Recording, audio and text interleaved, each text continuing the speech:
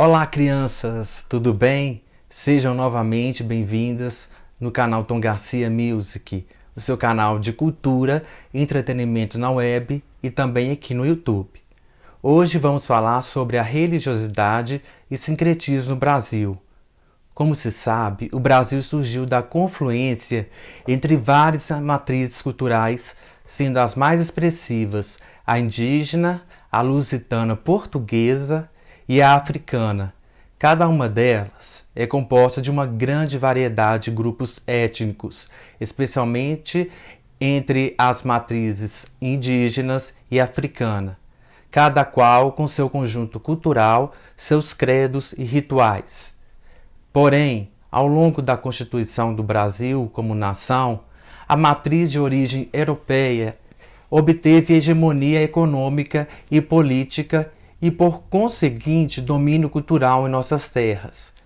Apesar de a Constituição de 1891 já estabelecer as bases de um Estado laico e secular, não há como negar que o Brasil se constituiu como um país de maioria católica e essa herança foi fundamental para definir nossa consciência coletiva e nossa moral. No desenvolvimento da história da religião no Brasil, fica evidente o sincretismo, isto é, a fusão de doutrinas de diversas origens, misturando crenças, elementos, símbolos, ritos diversos, frequentemente contraditórios, numa mesma confluência religiosa, polissêmica e híbrida. Mas o assunto que as pessoas pediram para a gente abordar aqui no canal e que querem entender mais, de acordo com a pesquisa realizada em 2019, não só do canal, mas também com essa pesquisa, é sobre o espírito tribal. Você sabe o que é o espírito tribal? Sobre esse assunto, vamos saber mais com a explicação do querido Padre Fábio de Mello, que dedicou o seu tempo para falar sobre esse assunto no seu programa Direção Espiritual na TV Canção Nova. Então fiquem com a explicação dele, com um vídeo maravilhoso e espero que tenham gostado deste programa, deste ensaio, e me despeço desejando a todos boas vibrações e energias maravilhosas para nos encontrarmos no próximo programa. Beijados e arrasados e até breve. Vamos começar aqui, as pessoas, graças a Deus, muita gente nos escrevendo, mandando seu e-mail, sua carta. A participação do povo nesse programa é muito especial. Padre Fábio, outro dia ouvi o senhor comentar sobre o espírito tribal que pode prevalecer dentro do contexto religioso. Temos vivido isso aqui em casa. Meu irmão se converteu à Igreja Assembleia de Deus e desde então nossa vida virou um inferno. Ele vive nos ameaçando como se fosse o dono da verdade. Meu pai é o mais insultado por ele. Ele diz que estamos todos no inferno e por isso nos ataca o tempo todo, como se fôssemos inimigos. Padre, como é que uma mudança religiosa pode trazer tanta mudança na vida de uma pessoa? Cláudia Sobreira, da cidade de Anápolis. Cláudia, a gente sabe que, num primeiro momento, toda mudança, sobretudo essas que são muito radicais, podem provocar, a mudança pode provocar uma hostilidade, porque a pessoa acaba, por ter feito uma experiência positiva para ela acaba olhando para todo mundo como se fosse querendo mesmo apontar os erros e os defeitos. Eu sempre digo que é muito difícil a gente conviver com um recém-convertido, porque todo mundo é chato no momento em que se converte, Você ficou também, não? Eu me lembro, eu era muito chato, eu era muito desagradável. Mas depois a gente vai voltando ao equilíbrio, A gente vai assumindo o equilíbrio que o próprio fruto da religião traz em nós. Porque isso é uma contradição mesmo. Como é que a minha experiência de Deus pode fazer virar um inferno dentro de casa, que foi o termo que você usou? Então, muita paciência com seu irmão. Não aceite o insulto dele. Um insulto, ele só vira briga se a gente aceita, né? Se você desconsidera, tendo na sua cabeça que seu irmão está vivendo um momento de transição, e a agressividade dele é justamente porque ele ainda é inseguro. A psicologia nos ensina isso, que a nossa agressividade, no momento de discutir uma ideia, no momento de colocar o nosso ponto de vista, essa agressividade está muito associada à própria insegurança que a gente sente daquilo que está dizendo. Então, o que a gente precisa ter é paciência, né? É desagradável? É. Modifica o contexto da nossa casa? Sim, modifica. Agora, tentem não fazer o assunto religião prevalecer nas conversas. Toda vez que ele começar a tentar insultá-los, leve um pouquinho na brincadeira, faça prevalecer o amor que você tem pelo seu irmão. E com calma, vocês vão mostrando para ele que a experiência que ele teve de Deus não pode ser um empecilho para a convivência humana. Eu acredito mesmo que o espírito tribal esteja sendo retomado em muitas atitudes humanas. Primeiro a gente precisa explicar um pouquinho, né? O que é esse espírito tribal? É um momento da humanidade, nos primórdios da humanidade, quando os grupos humanos eram divididos a partir de tribos. Então, tribo A não gostava da tribo B, porque tinham costumes diferentes. E uma das grandes dificuldades dos primórdios humanos, da humanidade nos seus primórdios, era justamente conviver com a diferença. Então, o que era? Qual era o sentimento que vinha no momento em que uma tribo encontrava uma outra tribo que vivia diferente? O desejo de aniquilar, de matar, de dizimar. E é o que acontecia, né? A gente não precisa ir longe. A colonização brasileira, quando os portugueses vieram, a gente acha, né? Até tem um livro interessante que eu estava lendo, que é um outro olhar sobre a história do Brasil, que não é o oficial, que muitas vezes nós temos lá os índios sendo injustamente dizimados pelos portugueses, e não é bem assim. A gente sabe que os próprios índios se dizimavam também, porque tribos viviam guerreando. É o espírito tribal prevalecendo. Depois o ser humano foi avançando na sua capacidade de compreensão, no próprio uso da razão, ele foi vendo que pode dialogar e que pode conviver com a diferença sem precisar matar os que são diferentes. Agora, é interessante que essa intolerância está sendo retomada. É como se nós estivéssemos perdendo os avanços que a própria reflexão humana nos trouxe. É um processo de involução, né? A evolução nos joga para frente, então eu avanço. As pessoas que pensaram antes de mim me dão os elementos para poder ter um posicionamento cada vez mais coerente nos dias de hoje, cada vez mais consciente, cada vez mais respeitoso. A própria experiência cristã. A ação do Espírito na igreja é justamente clarear a nossa inteligência para que esta inteligência tenha condições de compreender a revelação de Deus na história. A ação do Espírito é assim. Então, a revelação já terminou, já com a morte do último apóstolo, mas nós ainda não compreendemos tudo, porque o Espírito que move a igreja na história está agindo para que cada vez mais a inteligência humana seja capaz de olhar para esse depósito da fé que nos foi dado, e a gente, a partir dessa evolução, não é que o dogma muda, né? Não é que o dogma vai mudar, mas ele evolui na capacidade que a gente tem de compreendê-lo. O dogma continuará dizendo o que sempre disse, mas o que nós compreendemos do que ele disse, isso pode evoluir. Só que muitas vezes, dentro do contexto religioso, o que nós temos é uma intolerância, uma incapacidade de lidar com aquele que crê diferente de nós.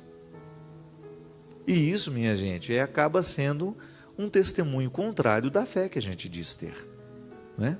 Porque eu não posso admitir que a minha experiência de Deus coloque empecilhos para as minhas relações humanas. Não.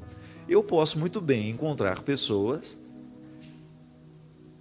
com as quais eu, não tenha muita afinidade e possa até discordar da maneira como elas vivem, mas eu tenho um princípio religioso que me coloca diante delas de maneira respeitosa.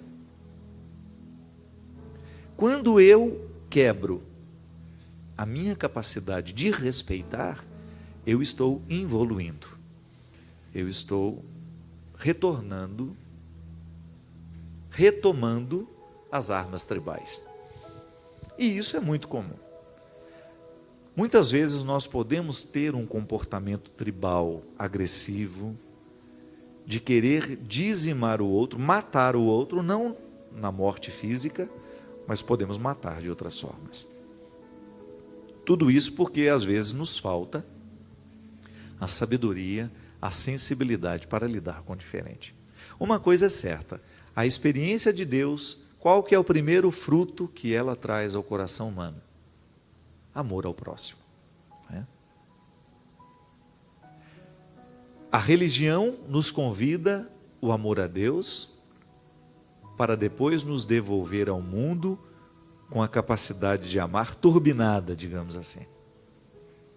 Então, o amor que eu tenho a Deus se transforma, se desdobra, em amor à humanidade. Então eu vou olhar para... Hoje a gente está aí acompanhando o julgamento daquele menino, Lindenberg, Um menino que matou uma adolescente. E hoje eu achei muito interessante a mãe da Eloá dizendo para a imprensa, porque a imprensa em alguns momentos, dizendo esse monstro, usando a palavra monstro. E a mãe da Eloá fez questão de corrigir o repórter. Não, ele não é um monstro. Ele é um ser humano que matou a minha filha. Veja bem, nessa mulher eu não sei qual é a fé que ela professa, mas naquela fala você encontra um ser humano altamente evoluído do ponto de vista espiritual. É capaz de olhar para o assassino da filha e dizer que ele é um ser humano que errou. E ela ainda disse, ele matou a minha filha, ele errou, e ele pode muito bem se arrepender do que fez. É o que eu espero. Não espero só que ele seja condenado. Eu espero que ele se arrependa. O assunto terminou ali. O que a gente pode entender do desejo da mãe de Eloá? É que aquele menino tenha condições de pagar pelo crime que fez, mas, sobretudo, arrepender-se do crime cometido. Porque não basta pagar, ficar dentro da cadeia, se o coração dele continua sem arrependimento. Veja bem que compreensão evoluída. Quero que ele arrependa-se do que fez. Porque ela sabe muito bem que se ele se arrepende do crime cometido, ele volta, ele reinicia um processo de harmonia interior, que foi quebrada justamente no momento em que ele tirou a vida de uma pessoa. Isso é um exemplo de tribalismo superado. Que ela poderia muito bem, olha, é um monstro mesmo, eu gostaria que ele fosse morto da mesma maneira como minha filha foi morta. Minha gente, este é o primeiro sentimento que a gente pode ter. Mas a gente precisa reconhecer que ele é tribal. Olho por olho, dente por dente, é uma regra tribal. E é por isso que eu sempre digo, é muito difícil a gente se aproximar das escolhas de Jesus. Ser como Jesus. Porque ele convida justamente a misericórdia, ao perdão, dar a face àquele que nos bate do lado de cá. Então nós não podemos admitir que o espírito tribal venha prevalecer onde a gente diz que Deus já está.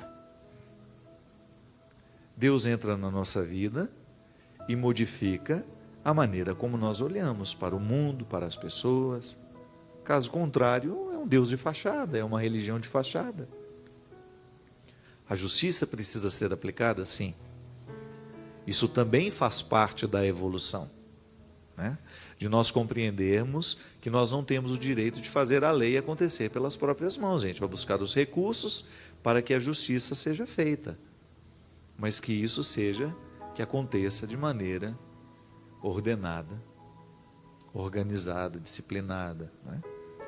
As regras humanas, elas nos ajudam a entrar dentro dessa harmonia que nós queremos que prevaleça.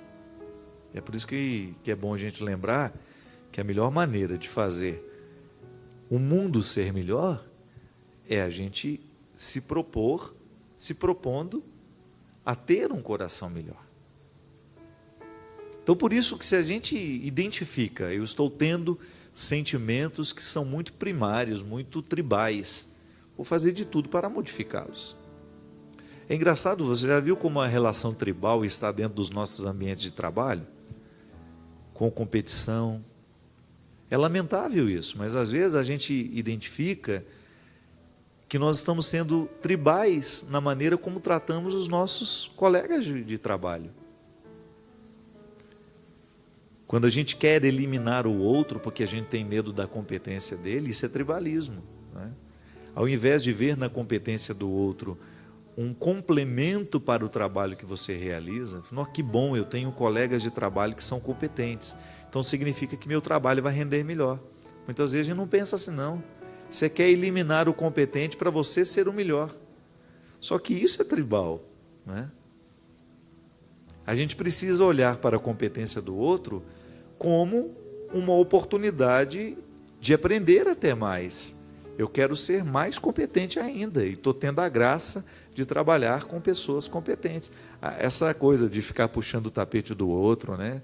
Eu quero prejudicar o outro, eu não vou facilitar a vida dele aqui.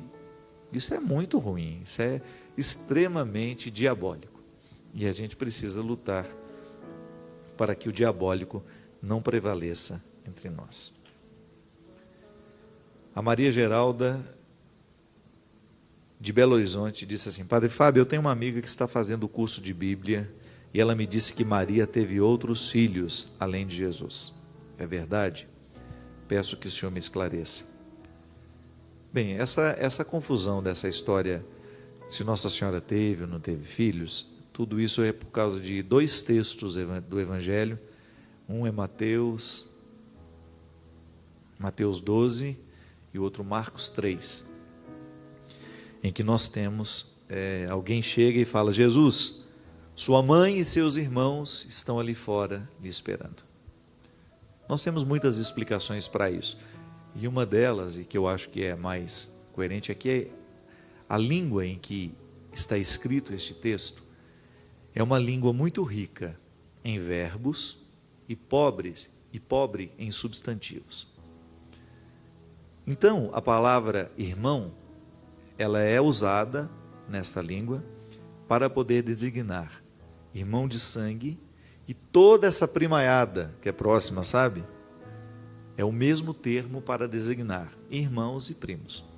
Minha gente, a gente precisa parar de ficar discutindo essas coisas, né?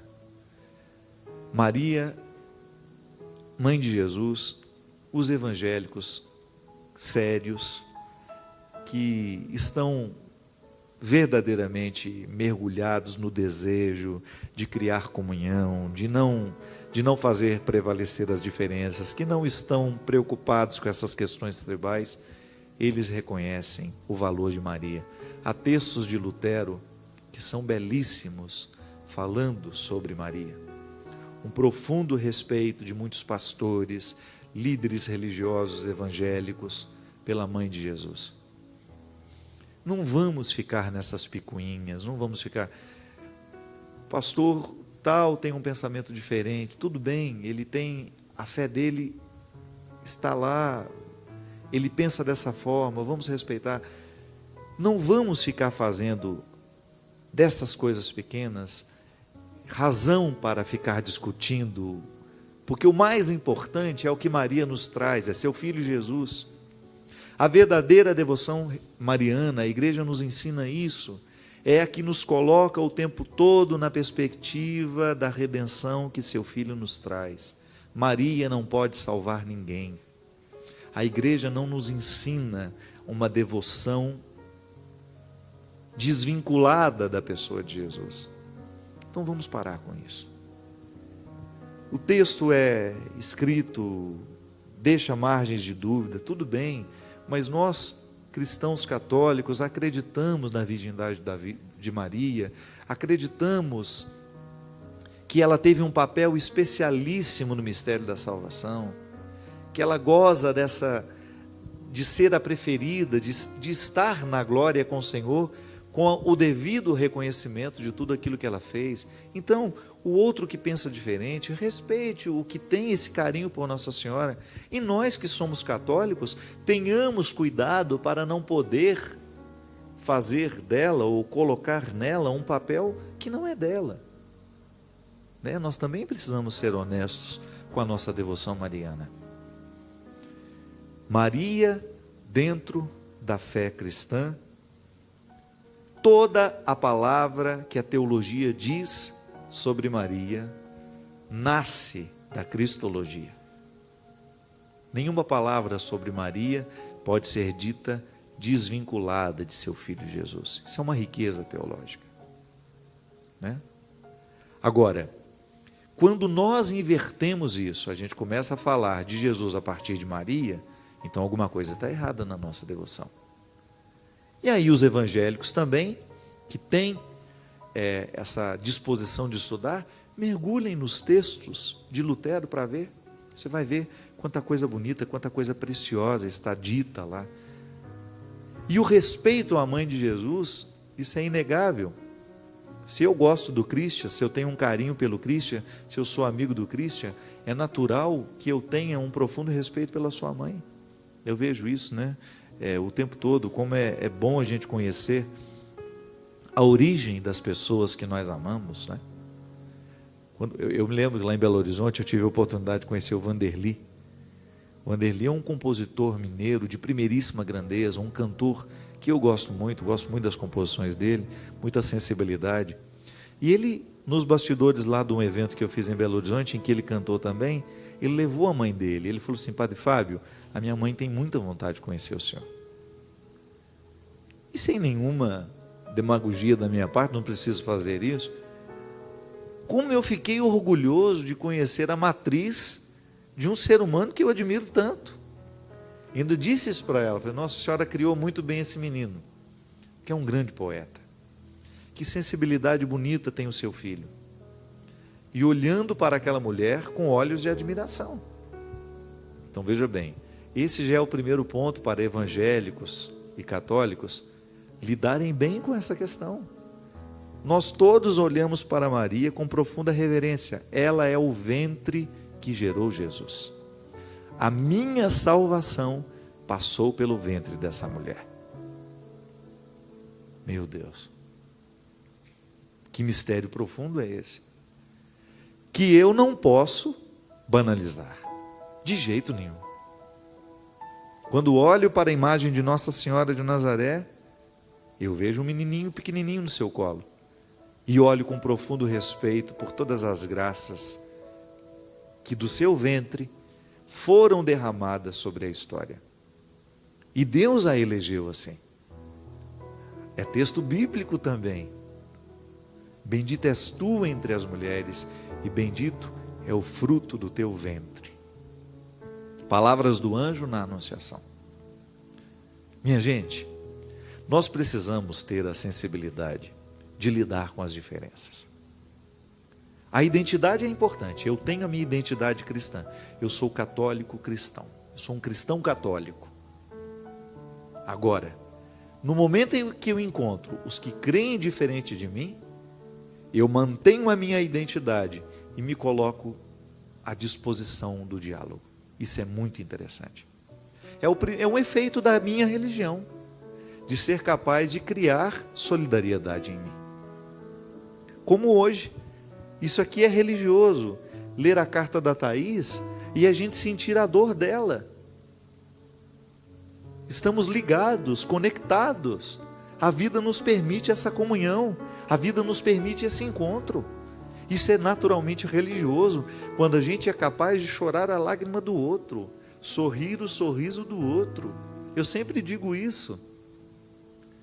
Chorar a lágrima do outro é mais fácil, até o inimigo se compadece. Eu já contei essa história. Uma vez no velório, eu vi dois inimigos se abraçando, porque o inimigo veio abraçar o pai que havia perdido o menino. E os dois choravam soluçando no meio da sala. São inimigos políticos. Mas não é uma cidade pequena. Mas os inimigos, o poder da inimizade cai no momento do sofrimento. A alegria não, a alegria é mais difícil. Tolerar a alegria do outro, requer muita disposição, muita nobreza de alma. Por isso que eu digo, eu acredito nas lágrimas. Ah, tem lágrima de crocodilo, não tem problema não. É mais fácil você acertar na lágrima, identificar que a lágrima é verdadeira, do que no sorriso. Porque o sorriso pode ser muito dissimulado. É a comunhão, é a solidariedade, é um acontecimento que nasce a partir da disposição que Deus me dá de sofrer com o outro. Isso é religioso. Ser capaz de sofrer com o outro é religioso. Eu sair da minha dor e ir ao encontro do outro. Eu sempre dou essa regra. Está reclamando demais da sua vida? Se está achando que está difícil demais? Saia. Vá fazer um serviço voluntário. Vá ver que existem outras dores aí, precisando da sua ajuda. E ao ajudar alguém, você acaba sendo o principal beneficiado com a sua ajuda. Com sua ação. Você acha que está ajudando, mas no fundo você está sendo ajudado. Obrigado pela companhia. É um prazer começar esse ano de 2012 aqui com vocês. E vamos, se Deus quiser, viver com muitas bênçãos, muitas graças ao longo do nosso ano. Derrame sobre todos nós a bênção do Deus Todo-Poderoso, Pai, Filho e Espírito Santo. Amém. Até a semana que vem, se Deus quiser. Ando devagar porque já tive pressa e levo este sorriso, porque já chorei demais. Hoje me sinto mais forte, mais feliz, quem sabe eu só levo a certeza de que muito pouco eu sei e nada sei. Conhecer as manhas e as manhãs, o sabor das massas